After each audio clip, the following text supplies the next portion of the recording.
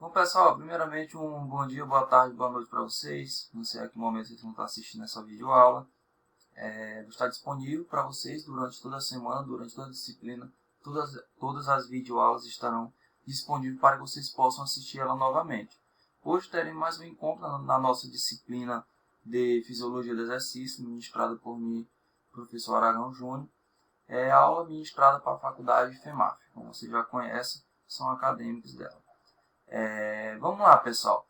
A aula passada a gente conversou muito ali sobre as fontes energéticas, né? Os substratos energéticos que são encontrados dentro da bioenergética. Quais são esses alimentos, esses nutrientes que são importantes para a produção de energia para o nosso corpo?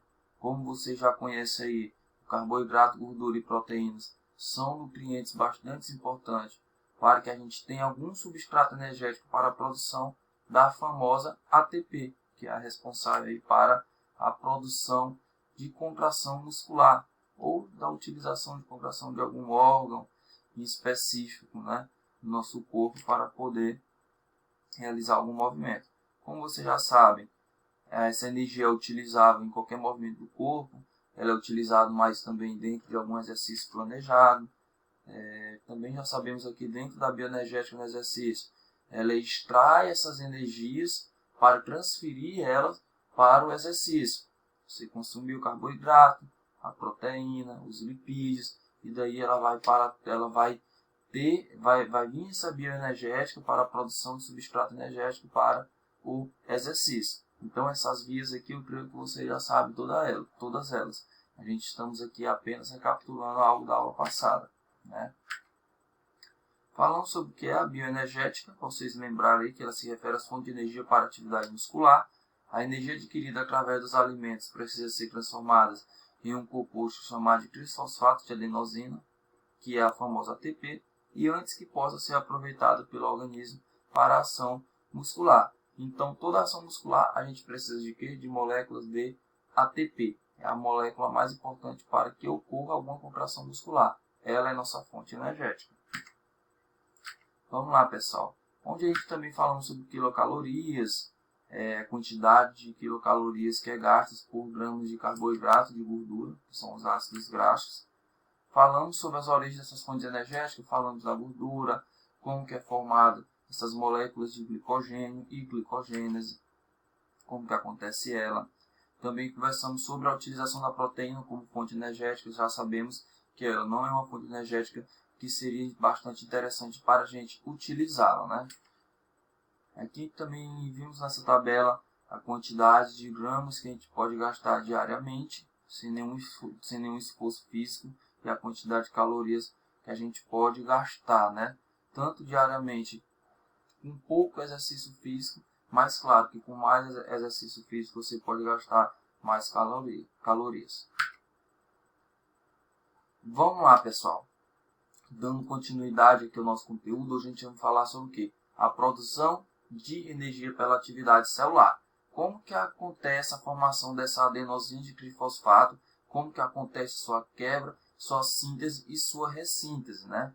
A adenosina de trifosfato, pessoal, a famosa ATP, ela é uma molécula de alta energia produzida pelo organismo, presente em todas as células que consistem em uma molécula de adenosina. Ela é formada por uma molécula de adenosina unida com a molécula de nucleosídeo, que é a famosa ribose, e as três radicais fosfatos compostos de quê? De fósforo unidos com oxigênio, e conectados em cadeias, onde a energia é armazenada nas ligações entre os fosfatos, e assim se forma a famosa ATP.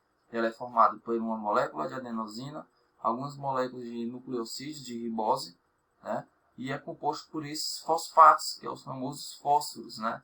Que é junto com o oxigênio ali, dá para fazer a produção de energia na ação muscular. A sua quebra, pessoal, de uma molécula do grupo de fosfato libera uma grande quantidade de energia, aproximadamente entre 7,3 a 7,6 quilocalorias de ATP, reduzindo assim, pessoal, o ATP a uma molécula de adenosina de fosfato e uma molécula de fosfato inorgânico.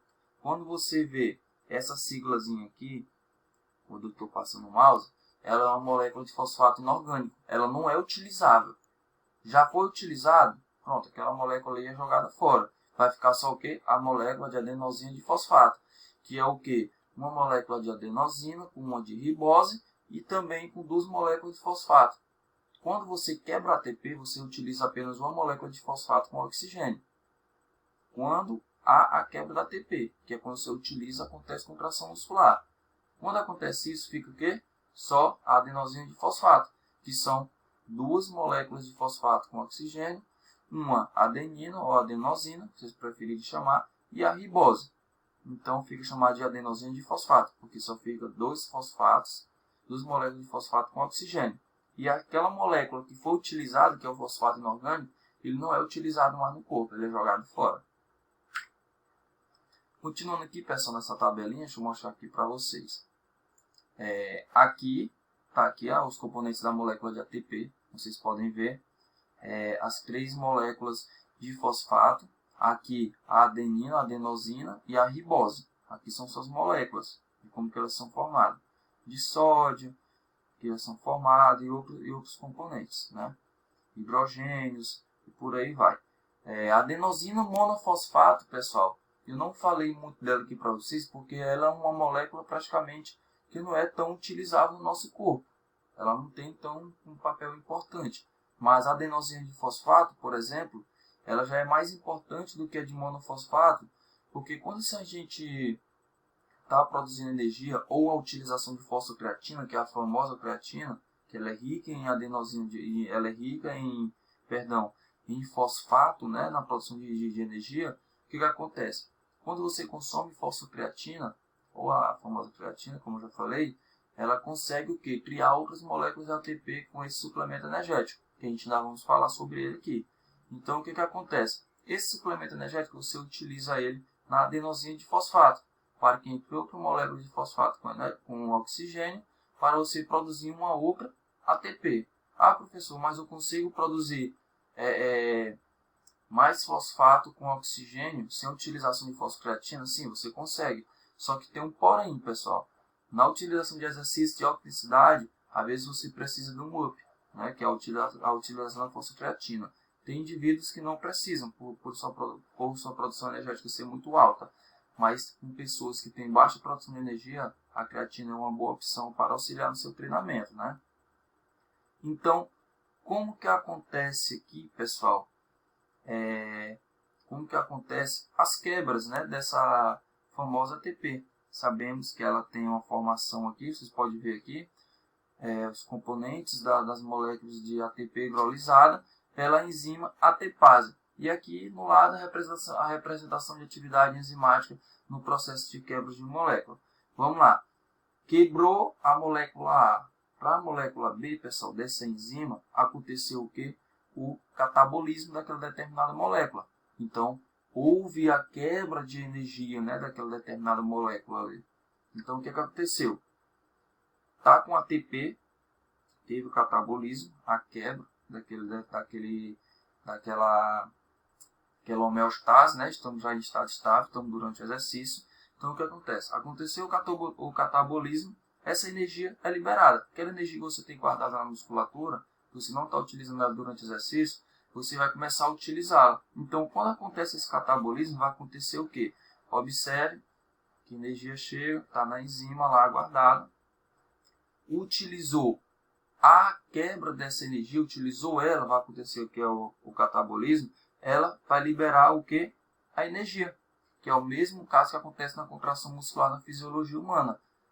Utilizei a ATP com a quitina, miosina, deslizamento, houve o deslizamento das pontes cruzadas, quebrou a ATP, liberou e voltou com adenosina de fosfato e fosfato inorgânico, que não é mais utilizado. A mesma coisa que acontece com essas enzimas aqui, quando há quebra das moléculas. Utilizei a energia, saiu a ATP, ficou a ADP e a molécula de fosfato inorgânico, não é utilizada. Já os componentes das moléculas de ATP hidrolisada pela enzima ATPase, pessoal. Temos aqui a ATP, temos aqui as 3 moléculas de adenosina de trifosfato, temos aqui a adenosina, temos também a ribose, claro, que são componentes da ATP. Quando vem essa enzima de ATPase, que ela também é responsável por essa hidrólise da ATP, que é a quebra dela, do catabolismo, vem essa enzima de ATPase, que vai utilizar o que? Como eu falei para vocês.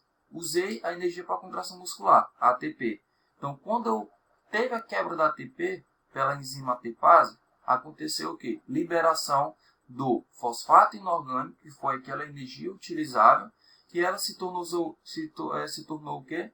Uma adenosina de fosfato. A energia aqui, ó, foi utilizada, foi liberada. Aqui é a molécula de fosfato inorgânico, né, que ela é mal utilizada, porque ela já passou por esse processo de energia, de utilização da energia. Então ficou o quê? Só a adenosina de fosfato. Só duas moléculas de fosfato com oxigênio e a adenosina com a ribose. E o que vai acontecer? A gente vai começar a produzir mais substratos energéticos para formar um novo ciclo de produção de ATP, para assim acontecer novas contrações musculares e também para funcionar os órgãos dos nossos tecidos do nosso corpo, beleza? Então, bora lá, pessoal. Se vocês tiverem alguma dúvida, anotem para a nossa interação, vocês tirarem ela. Vamos lá, pessoal, só um momento. Produção de energia pela atividade celular ainda, pessoal. Esse ciclo ATP e ADP é a forma fundamental de troca de energia em sistemas biológicos. Nos músculos ativos, essa energia ativa liberada pela quebra de ATP em ADP sobre os elementos contráteis, como miosina e actina, que são os elementos contráteis da nossa musculatura, ela induz um ciclo de quê? De alongamento e encurtamento dessas determinadas fibras musculares, que é responsável pela potência muscular em atividade que requer contração extremamente rápidas.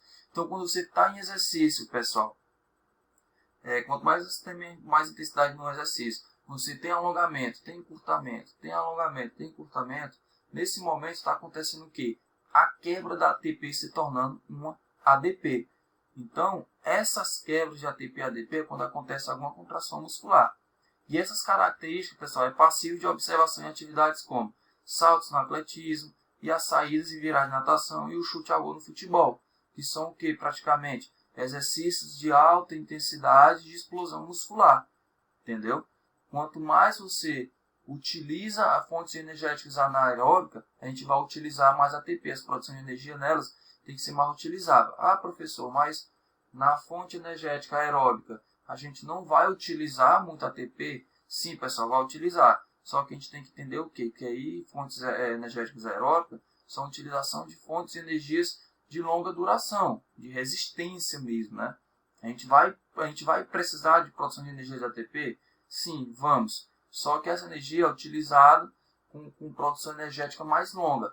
Essa daqui com potência de forças anaeróbicas já é mais curta, já é mais explosão muscular, a produção de energia tem que ser mais rápida. Já de fonte energética aeróbica já é um pouco mais lento, por ser um percurso de resistência durante a execução de algum exercício. Continuando, pessoal, suplementos energéticos de creatina, né? Como eu falei para vocês que a gente ia conversar sobre a fosfocreatina ou a creatina e qual a sua função no auxílio de produção energética. E aí vocês vão entender o porquê que muitos atletas e praticantes de musculação utilizam muito desse suplemento energético que é a famosa creatina, ok? E é um suplemento que é bastante benéfico para o treinamento se você souber utilizá-la da forma correta, beleza? Pessoal, eu vou estar encerrando essa primeira videoaula para a gente não deixar esse conteúdo quebrado em final de videoaula. Então, no próximo videoaula a gente vai estar com conteúdo de suplementos energéticos e vamos conversar sobre a famosa creatina, ok? Então espero vocês já na próxima videoaula de hoje.